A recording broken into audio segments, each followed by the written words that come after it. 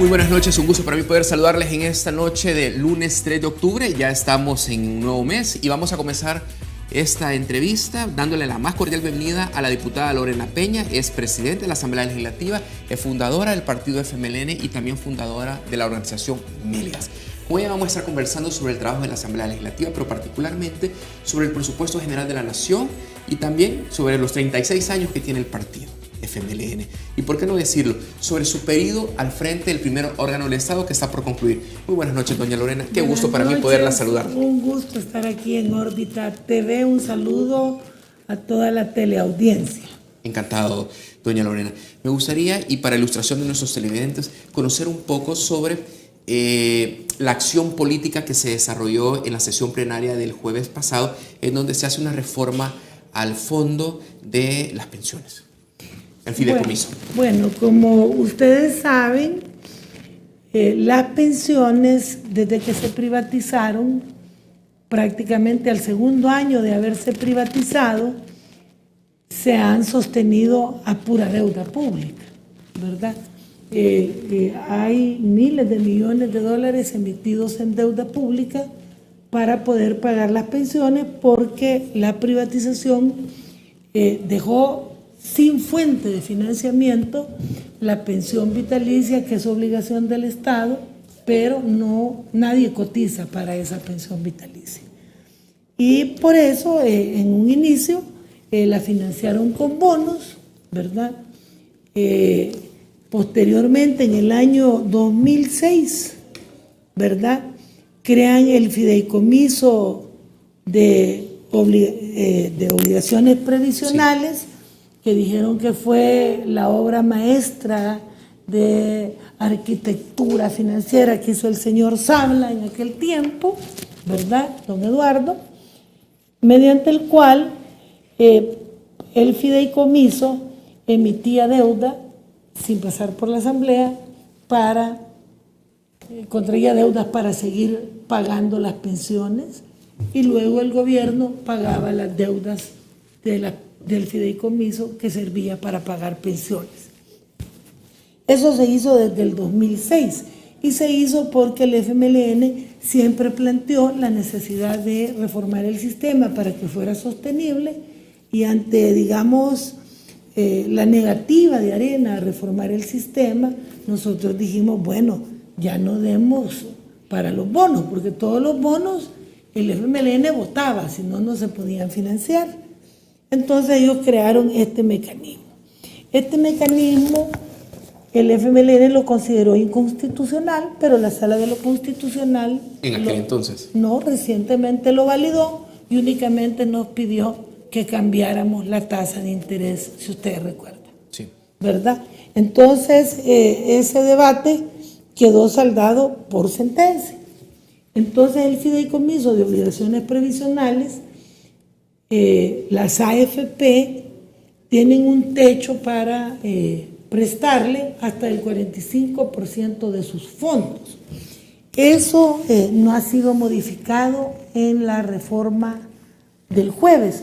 Lo digo porque dicen que va a meterle más mano a las AFP, pero eso no es posible porque el techo legal que tienen las AFP para prestarle al fideicomiso no se modificó. Esa es una primera cosa que quería aclarar.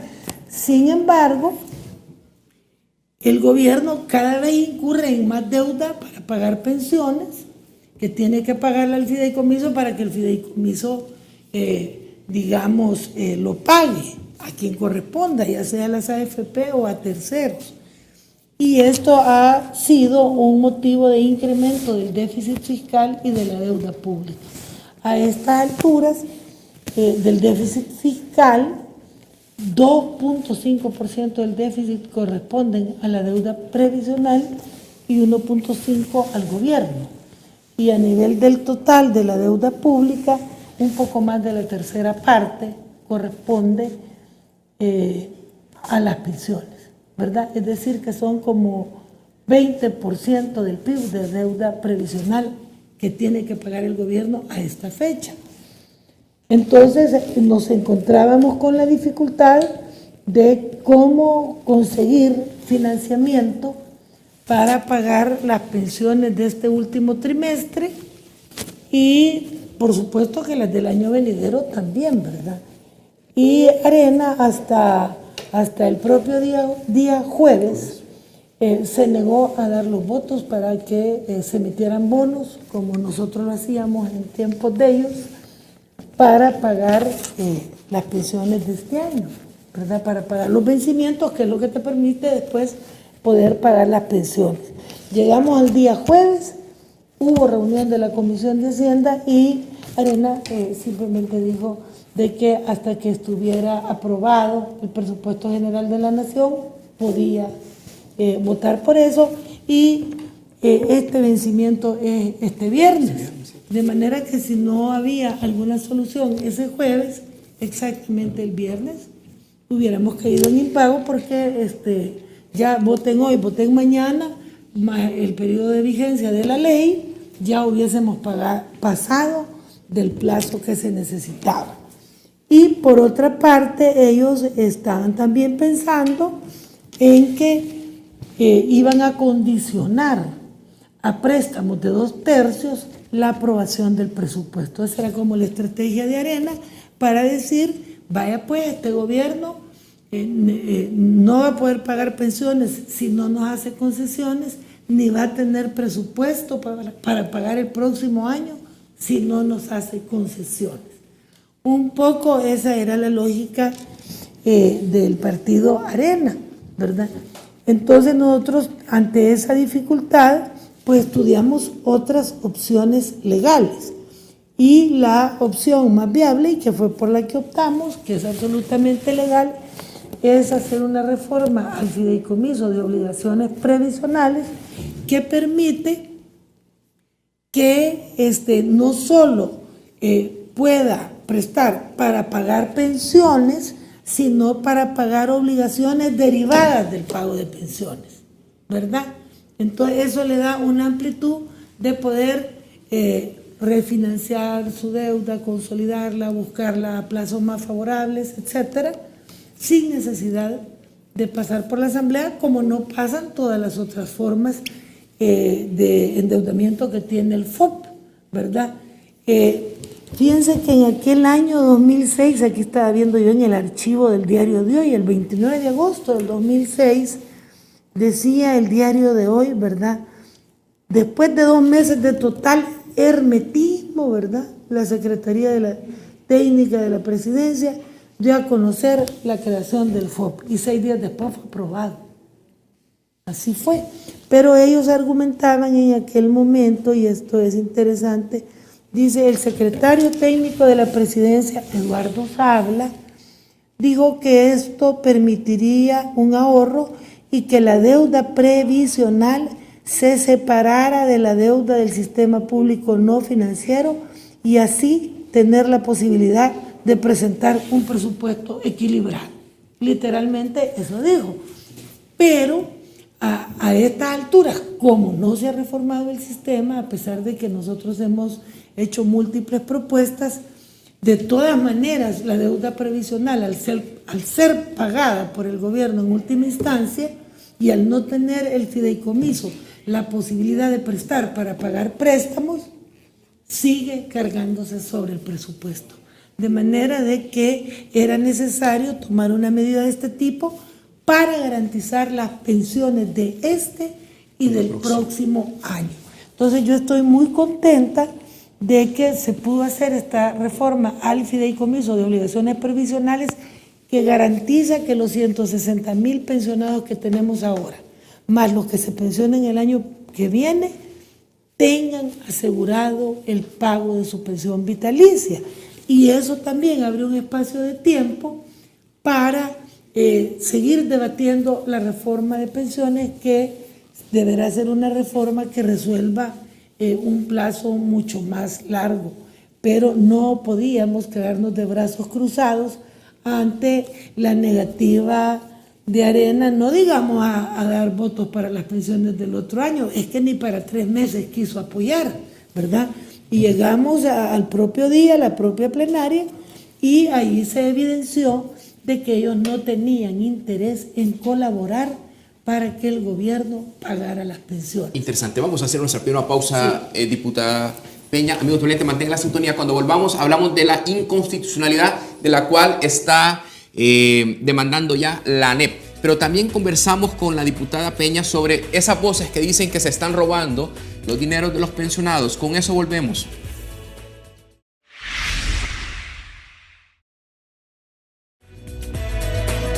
8:24 en todo el país. Conversamos con la diputada del Parlamento, de la Asamblea Legislativa.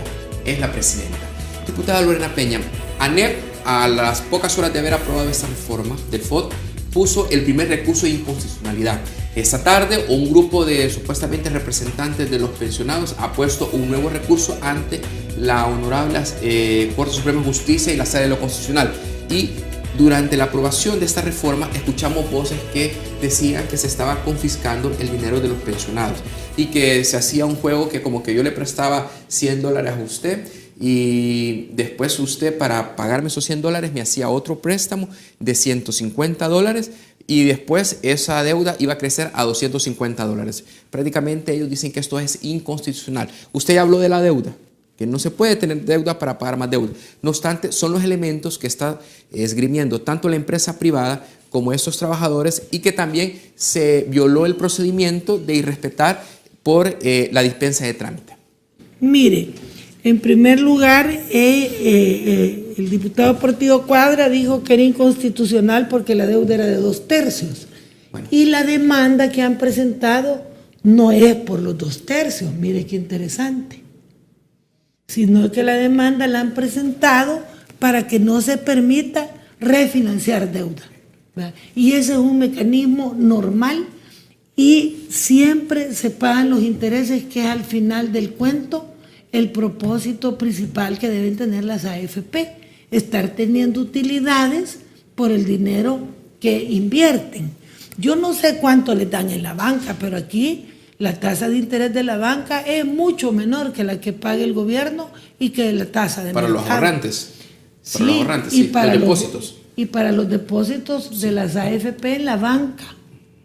Porque ellos tienen, creo que son como 7.000 o 8.000 millones de dólares y lo que no tienen invertido lo tienen en los bancos.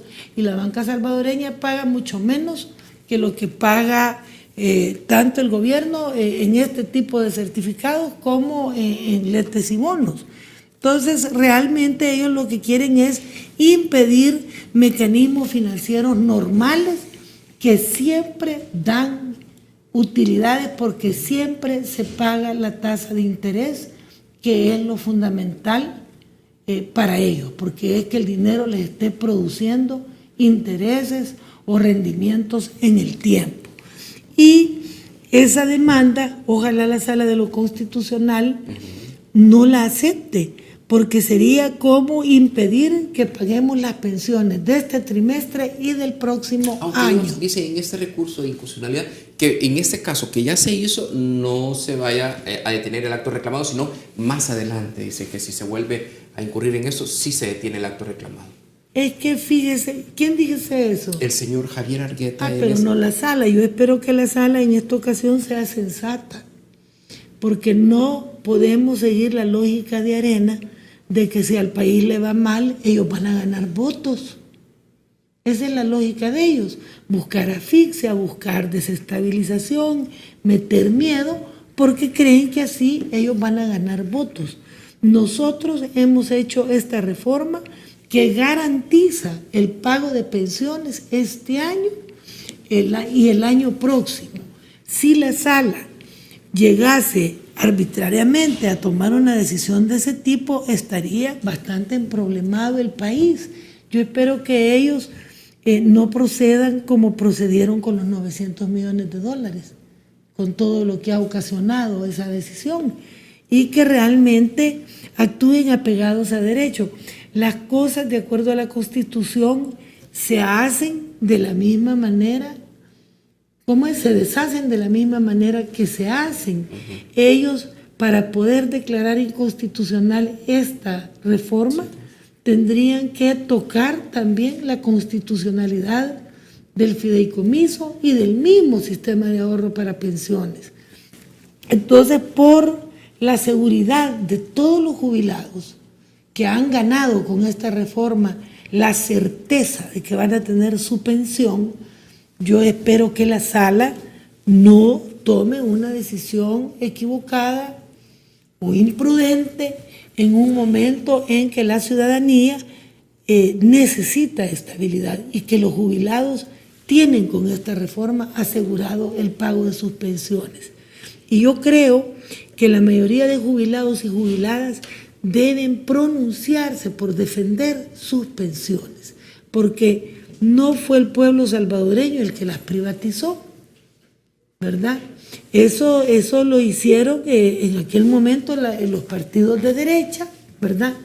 Y ahora Arena, que generó el problema, que generó la deuda, como muy bien lo reconocía aquí en el 2006 Eduardo Sabla, que decía que ya era casi inmanejable, ahora pretendan impedir mecanismos de financiamiento del pago de las pensiones y por otro lado no aprobar la reforma. Ok, diputada, quiero compartir con usted lo que fue... y eso de que le vamos a meter mano a los ahorros. Exacto. Esa es una mentira. Si el techo de lo que las AFP pueden prestar al gobierno en materia de obligaciones previsionales no ha sido modificado. No van a prestarle un peso más. No se ha vencido, no se ha llegado al techo. No, y si se llega, hasta ahí llega, porque realmente no pueden pasar de ese techo que por ley tienen. Asafondo se ha pronunciado y está en contra de esta reforma. Sí, es curioso porque el negocio de Asafondo, una buena parte es colocar certificados. Y en la medida en que por cada certificado se le paga una tasa de interés, ellos tienen utilidades importantes y prácticamente sin mucho trabajo. Entonces, yo no me explico por qué Asafondos se ha pronunciado en ese sentido. Cuando las AFP y los fondos de los jubilados ganan también al colocar certificados con una tasa de interés y ese favorable. fue el mensaje que usted dio inmediatamente después de aprobar esta reforma. Un mensaje a los 160,000 pensionados diciendo que con esta reforma quedaba garantizado el pago de sus rendimientos para este trimestre y para el próximo año. Sí, y tal vez aguanta, según las estimaciones puede llegar hasta febrero del 2018. Bueno. Entonces da margen. Si no están de acuerdo con esta reforma, nos da un margen de discusión que ya no teníamos, porque el sistema está quebrado y quebró desde el 2000 y ahora la deuda pública se ha elevado y parte de la deuda pública, casi el 20% del Producto Interno Bruto, es endeudamiento previsional. Ahora, y si todo es legal, diputada, ¿no cree que fue muy fácil para ustedes poder hacer esta reforma y cumplir con este compromiso del pago? Pues no ha sido nada fácil hacer la reforma, ha habido que asesorarse, ha habido que investigar y luego, por suerte, los demás partidos, al ver la mala fe de Arena, que llegábamos al jueves y todavía en la noche negando los 2/3 para pagar, aunque fuera las de este trimestre, pues todos llegamos a la conclusión que había que dar un paso que diera una solución más estable y un tiempo prudencial para seguir estudiando la reforma. ¿Y esos 46 votos es democracia en el Pleno? La mayoría es la democracia, en el Pleno, en el país y en la casa, ojalá, pero ahí todavía mandan solo los hombres. Pero en lo que es en el país y en la asamblea y en cualquier organismo colegiado, la mayoría es democracia. Y si no, mire ahorita el caso de Colombia, ¿verdad? O sea que la diferencia no importa, la mayoría ya está definida y cuando todos los partidos menos uno no vota y cuando hay mucho más de la mitad más uno es una mayoría suficiente tal y como lo presenta la Constitución de nuestro país. ¿Cómo no? Vamos a una nueva pausa, amigo Tolente. Cuando volvamos, conocemos el esfuerzo que hace el presidente de la República con todos los partidos políticos en busca de un acuerdo fiscal. Volvemos.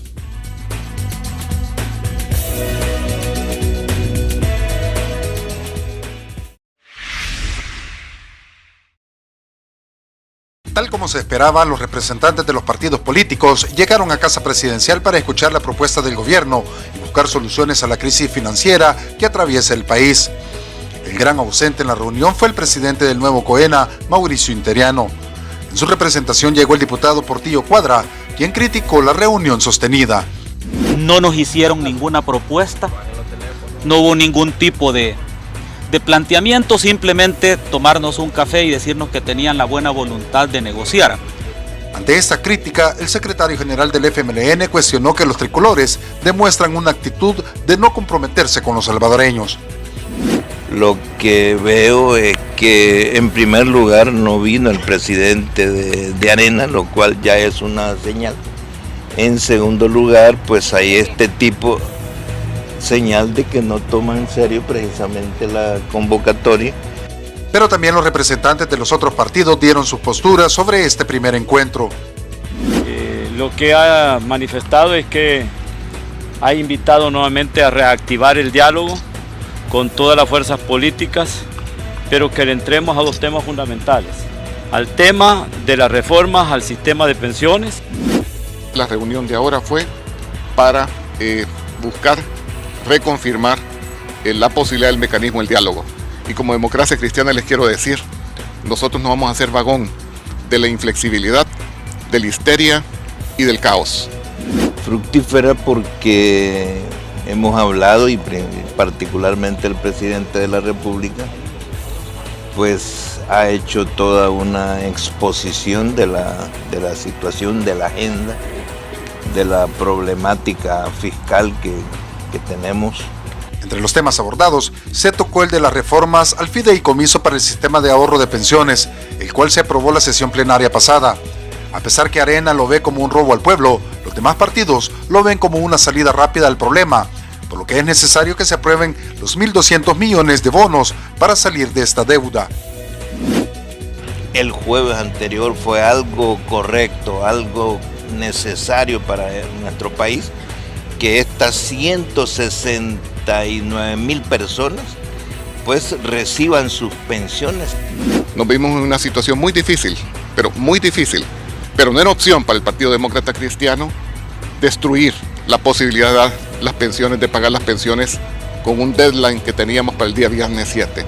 A pesar de la situación, es necesario que se hagan los acuerdos socios públicos privados. Esto traerá más inversión y desarrollo al país.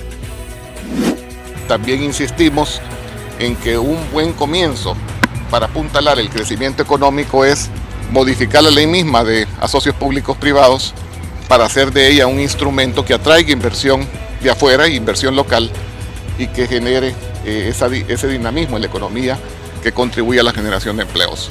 A pesar que esta reunión fue de manera rápida, los representantes de los partidos políticos esperan que continúen y que en la próxima se presente un plan estratégico para buscar acuerdos positivos para el bien del Salvador.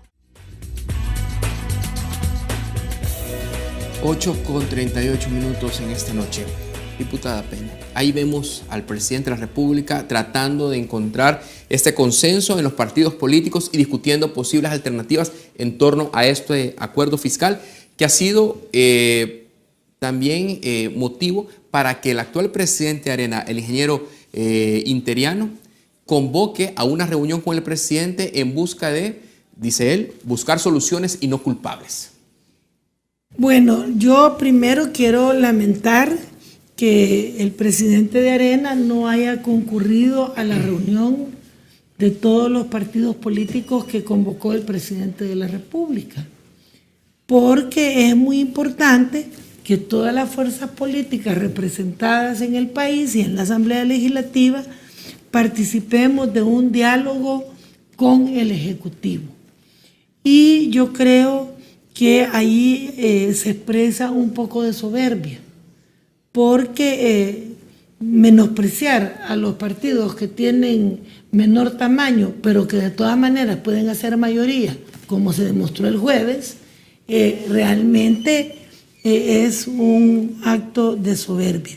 Y espero yo que él vuelva a participar como participan los secretarios generales de los demás partidos de este diálogo, porque el diálogo es lo que puede permitir buscar salidas de país y no de partido, ¿verdad? Me decía usted que el señor Interiano dice que va a convocar... No, él decía que al tomar posición ya como presidente de Arena, él manifestó su disponibilidad para reunirse con el presidente de la República y comenzar a enfrentar este problema fiscal. Y en ese sentido, él mencionó, señor presidente, estamos para actuar, buscar soluciones y no culpables. Pues sí, pero fíjese que ya el jueves fue la primera vez que no ayudaron a soluciones pequeñas, no digamos grandes, y por algo hay que empezar, ¿verdad? Una solución para pensiones de 3 meses no pudieron dar. Por suerte, con los demás partidos encontramos una solución que tiene más sostenibilidad en el tiempo y que permite seguir buscando una solución a la crisis fiscal, que tiene muchas aristas que tocar. Por un lado, el combate a la evasión. Nosotros creemos de que si se aprueba el delito fiscal y que el que le hace trampa al Ministerio de Hacienda y no paga puede ir preso, algunos ya van a pagar más correctamente sus impuestos. Pero ahorita, aunque dicen que es delito, está configurado de tal manera que nunca van presos. Entonces, esa reforma hay que hacerla. ¿Pero pagan cuando son vencidos ante las instancias? Espérame, le voy a explicar. Si un juicio dura 10 años, prescribe la deuda, como es el caso del señor Barrientos, ¿se acuerda? Sí, sí. Que cuando vinieron a decir todo lo que debía, tranquilamente dijo que ya habían pasado 10 años. Y ese señor Barrientos era diputado y tranquilamente dijo, sí, pero... Forma parte del COEN ahora. Ya pasaron 10 años, ya no pago, ahí tiene el ejemplo. Entonces, hay empresas muy grandes que les sale más barato pagar un buffet que mantenga un juicio del timbo al tambo, ¿verdad? Que va a apela aquí, que recusa que va para el otro lado, hasta que llega a la sala de lo contencioso y ahí duerme el sueño de los justos, de tal manera que o la sala les da la razón a ellos o no se las da, pero cuando viene usted a sentir ya no pagaron. Por eso es que hemos metido el otro proyecto de cobro efectivo de las deudas del Estado, que le llaman cobro coactivo. Este ya existe en varias legislaciones, incluso de Centroamérica. En Costa Rica hace poco se aprobó. En Honduras también, está en el Código Tributario, yo ya lo revisé. Pero aquí tampoco, y aquí todos los partidos han querido apoyar. Yo espero que el 24 de octubre, que vamos a retomar ese debate, ya haya una decisión de aprobar el nuevo mecanismo de cobro, de tal manera de que podamos hacer llegar los recursos que se necesitan.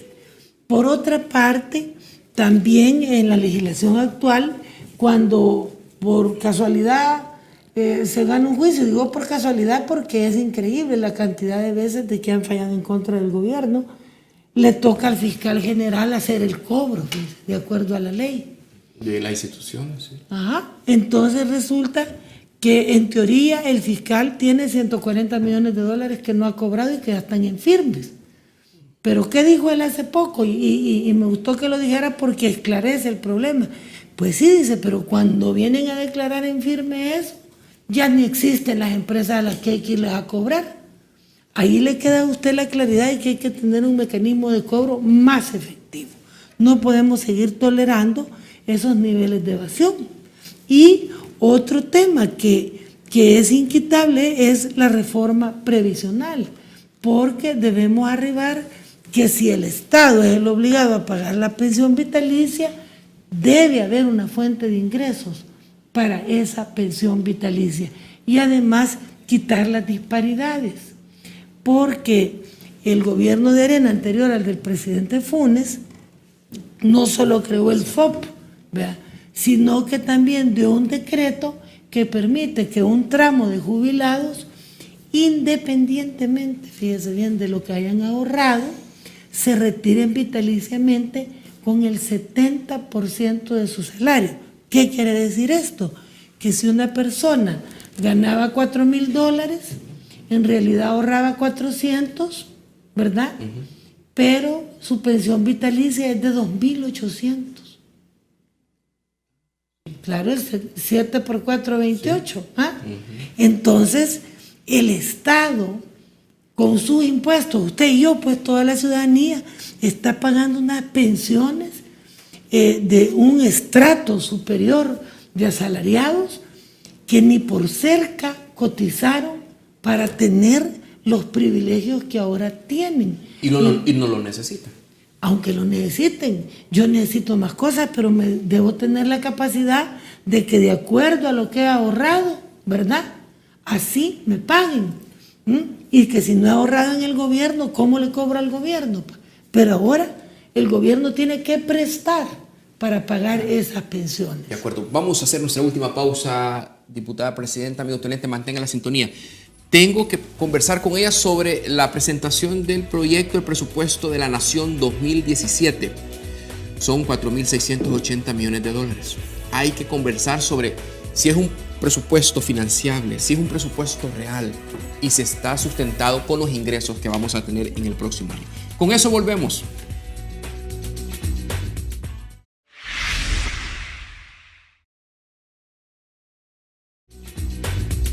Gracias por continuar con nosotros. Pocos minutos para las 9 y tenemos que hablar todavía de los logros de la señora Lorena Peña al frente del primer poder del Estado.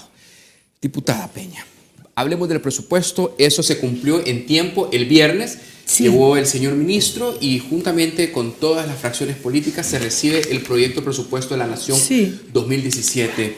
Pocos incrementos, creo que son 100 millones de dólares lo que se está incrementando y me gustaría saber si este presupuesto cumple con el criterio que es un instrumento de desarrollo para el país, si es financiable, si es ejecutable y si las estimaciones de los ingresos tributarios es lo que necesita el país para cumplir con cada una de sus premisas en torno a los compromisos que tiene el Ejecutivo. Bueno, el presupuesto fue presentado y como usted muy bien dice, es un presupuesto por 4.957.8 millones de dólares, ¿verdad? Eso se hace tomando en cuenta una estimación de crecimiento de 2.3%. Si es más, que felicidad, pero en base a un estimado, digamos, prudente de crecimiento de 2.3%, se ha formulado el presupuesto del 2017, ¿verdad? Por el lado de los ingresos corrientes, que son los ingresos por IVA, por renta, por otros tributos y por los, por ejemplo, como los específicos, etcétera, se espera recibir 4.000, vamos a ver aquí, 4.458 millones de dólares. Por ingresos de capital, 17.4 millones de dólares. Por desembolsos de préstamos ya aprobados, 245 millones de dólares. Y por contribuciones especiales, 237.3 millones de dólares. Este es un estimado bastante modesto, ¿verdad? Y realmente el presupuesto respecto al votado el año anterior tiene una diferencia de 97 millones de dólares más, ¿verdad? Ese es el que corresponde a un incremento del 2%. Interesante. Señora diputada, yo veo que son realistas porque estos ingresos se estiman también tomando en cuenta lo ejecutado este año, no solo lo votado, ¿verdad? Y esta tasa de crecimiento que, repito, es menos de la que estima el Fondo Monetario Internacional, pero preferimos ser prudentes para no sobregirarnos. ¿Cuál es el gran desafío de un gobernante? Una vez puesta la restricción presupuestaria, porque nadie tiene cantidades infinitas de dinero, entonces saber establecer las prioridades, en qué va a gastar, a qué va a dedicar su dinero, ese dinero que es del pueblo, ¿verdad? Entonces, aquí en el caso del presupuesto de este año, sigue habiendo una clara apuesta primero por la educación y la seguridad ciudadana. Esos son dos puntos fundamentales del presupuesto. Luego tenemos honrar la deuda, que es tremendo. Por ejemplo, este año que viene vamos a pagar 900 millones de dólares de servicio de la deuda. Y fíjese bien, el 77% de esos 900 millones es toda deuda completa adquirida en tiempos de Arena, incluso en tiempos de Cristiani. Para que tenga una idea usted cómo nos dejaron de endeudados estos señores, pues que ahora se horrorizan y dicen que estamos endeudados. Entonces hay que cumplir los compromisos porque eso es fundamental. Luego, en este presupuesto viene el escalafón de la policía, el escalafón de educación, el escalafón de la universidad y el escalafón hasta el 85% del personal de salud. ¿Por qué hasta el 85%? Porque nosotros creemos que debía haber una revisión seria del escalafón. Mire cómo es la cosa. Para ese 85% se van a gastar 10.6 millones. Y para el 15% restante teníamos que gastar 17 millones de dólares. Ahí usted puede ver la regresividad y la arbitrariedad con que se ha hecho este escalafón. Entonces, hemos hecho un planteamiento de cubrir a la mayoría que gana de 1.500 hacia abajo. ¿Y ese planteamiento tiene que ser sometido al Pleno o a alguna comisión para su discusión? Tiene que ser aprobado con el presupuesto en la Comisión de Hacienda y luego al Pleno. Entonces, la discusión va ahorita a la Comisión de Hacienda con esta propuesta de escalafón que propone el Ejecutivo. Claro. Fíjense que los sindicalistas bien graciosos decían que 4 millones valía el escalafón, algo así. Faltaban 2 millones. Que 2 millones, no, este es un gasto fuerte, ¿verdad? Son 10.6 millones para el 85%. Y si querían el 100%, que era el poquito que faltaba del 15%, valía 27 millones de dólares. Así dijo, ¿verdad?, la señora ministra. Y en ningún país del mundo se ha visto que automáticamente todos los años se sube el 8% del salario sobre la base anterior. Correcto. Cuando incluso la inflación de nuestro país está estimada en el 2%. Ahora, el padre José María Tojeira, que usted lo debe conocer, ¿sí?, mencionaba la semana pasada que el punto de fondo con esto de los escalafones, los bonos, bonificaciones o promoción, es que el país sigue demandando una ley de la función pública. Claro. Y que eso está ahí detenido desde la administración anterior del expresidente Mauricio Funes. Y eso arreglaría totalmente las evaluaciones o y homologaría los estándares para los empleados públicos de acuerdo a sus competencias, de acuerdo a su trabajo y al rendimiento del mismo. ¿Y eso qué pasa? ¿Dónde está? Mire, nosotros estamos a la espera de que el gobierno concluya y presente este proyecto, porque en realidad hay instituciones que tienen prestaciones que no tienen otros. ¿Cómo no? Por ejemplo, la Asamblea, la Corte, la Fiscalía, algunas autónomas, el Ministerio de Salud, tienen prestaciones que otros no tienen. El Ministerio de Salud. Claro, y que otro ministerio tiene el 8% de aumento automático anual. Eso, o sea, si usted ve la ley de salarios del Ministerio de Salud, un director regional puede ganar entre 2.100 y 8.000 dólares, dice, por mes. Ese rango salarial. Más que el presidente. Claro que sí, claro que sí. Ese rango salarial solo se explica porque usted puede tener las mejores cualificaciones, pero si usted entró este año a trabajar en salud, gana 2.100.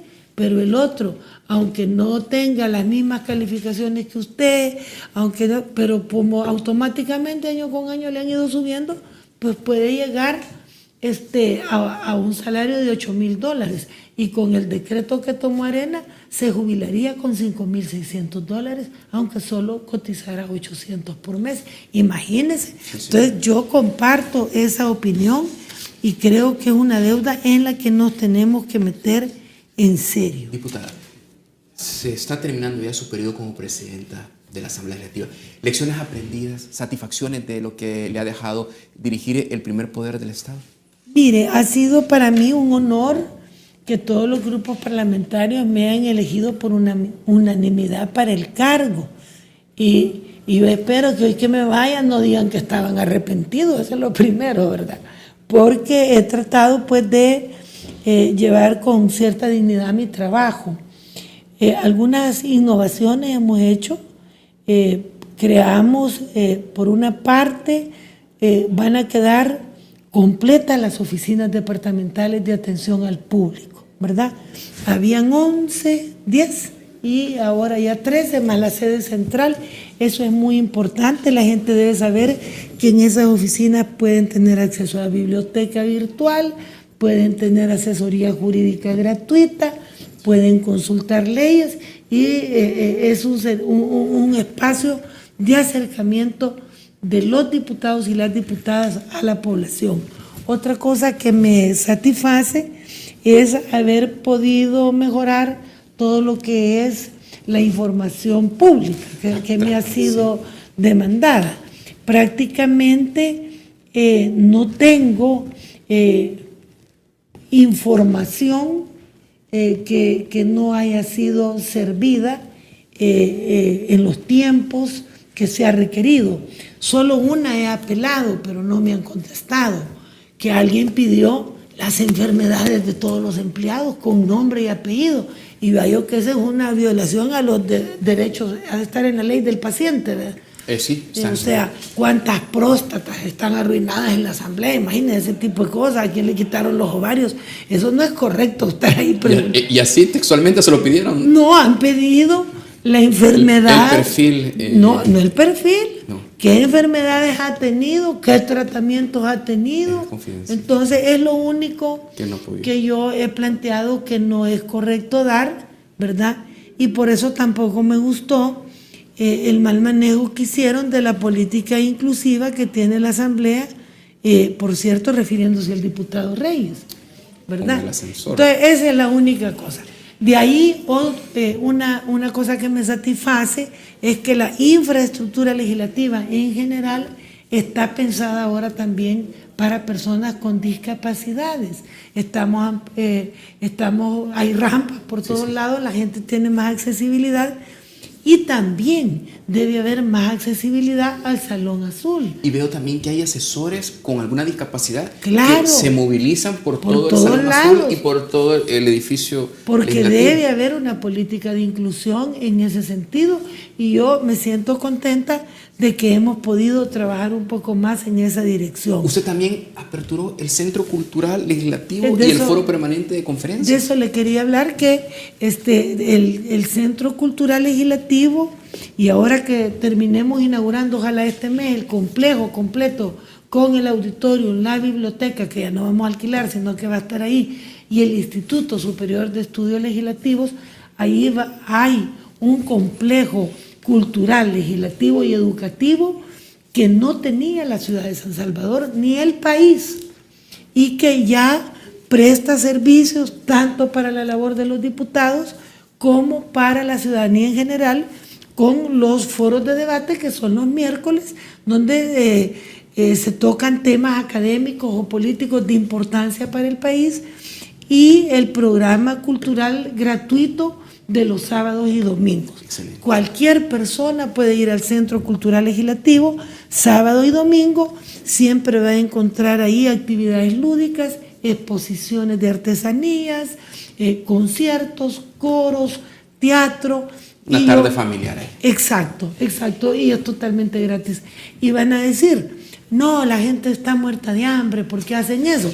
Ese es pensar que la gente no tiene espíritu. La gente tiene espíritu y necesita disfrutar de la creatividad, desligarse un poco de la problemática que lo acongoja y poder tener espacios como este que son muy importantes.